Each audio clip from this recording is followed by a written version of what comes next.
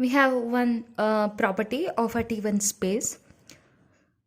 We need to show that T1 space is invariant under closed surjection. Let us show this. For this, we need to consider a T1 space. X be a T1 space. And we need to consider the function f from x to y, which is closed, and they had given which is onto. So we need to prove that the given space y will be T1 space under the function f, which is a closed map and onto map. So to prove y is T1 space, we need to utilize the concept of closed mapping. To prove y is a T1 space. For this, let us consider two elements y1 and y2. We need to prove y is a T1 space. That's why I am considering two elements y1 and y2 from capital Y itself.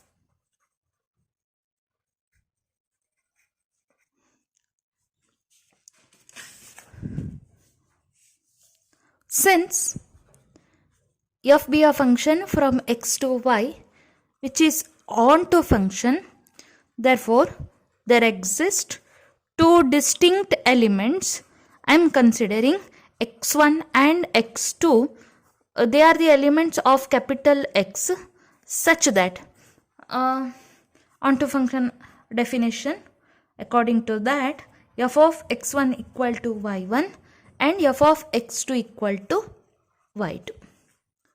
Again, as you know, capital X is a T1 space. Therefore, for the element of capital X, we can apply the definition of T1 space. According to the definition, there exist open sets. We'll have two open sets in T1 space, right? I am considering those two are G and H in capital X, because X is a T1 space, such that x1 belong to G, x2 belong to H, and x1 doesn't belong to H, x2 doesn't belong to G. This is the definition of T1 space. Again,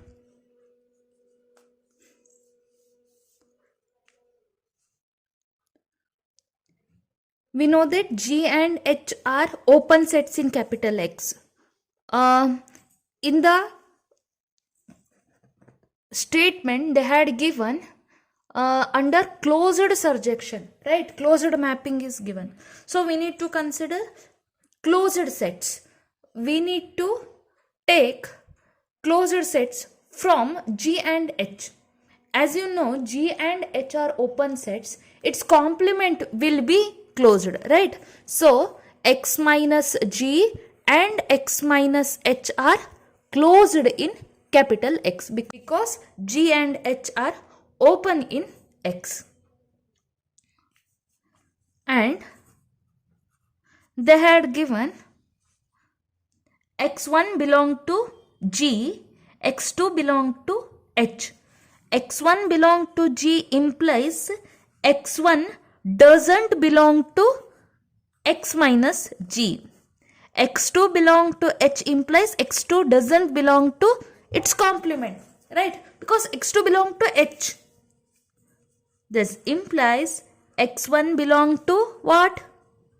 It is not belong to X minus G. So that should belong to X minus H. Similarly, x2 doesn't belong to X minus H.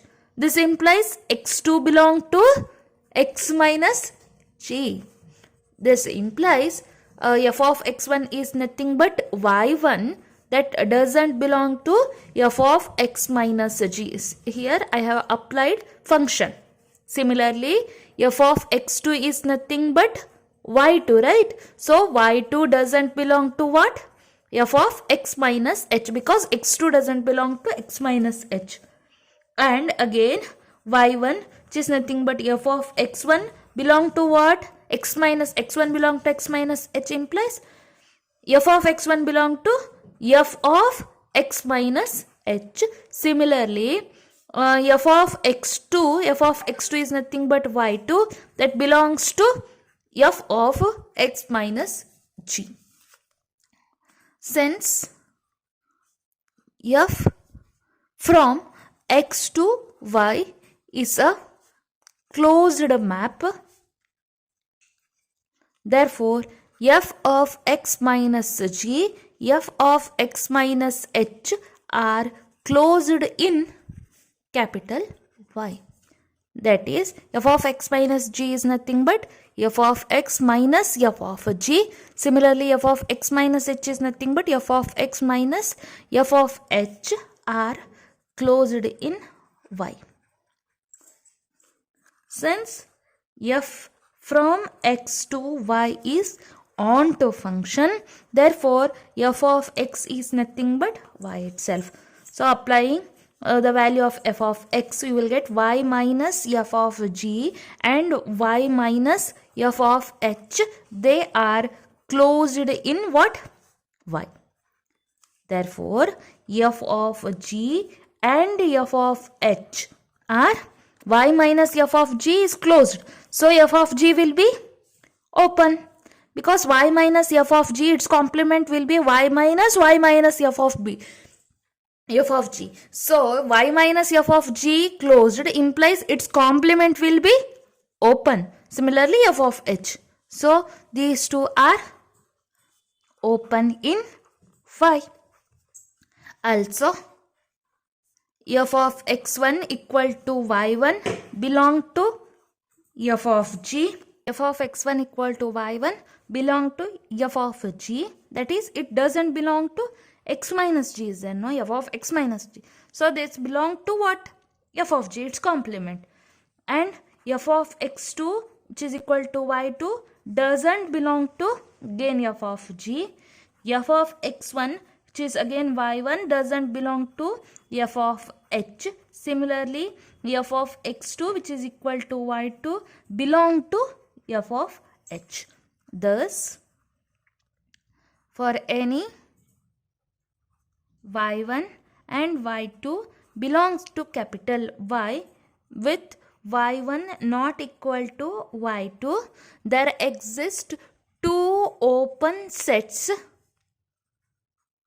f of g and f of h, in capital Y, such that y1 belong to f of g, y2 belong to f of h, y1 doesn't belong to f of h, and y2 doesn't belong to f of g. By all this condition, we can tell that Y is a T1 space.